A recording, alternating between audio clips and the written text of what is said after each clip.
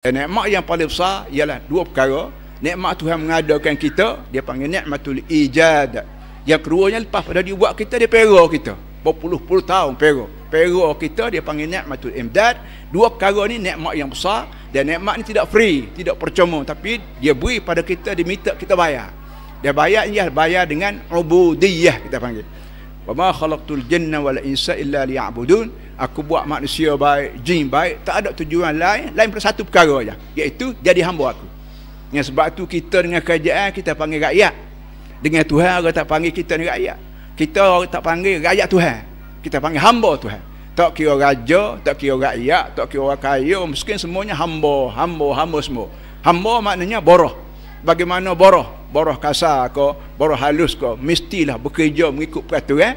Maka kita boleh jadi boroh Allah Ta'ala. Kita mesti kerja ikut peraturan.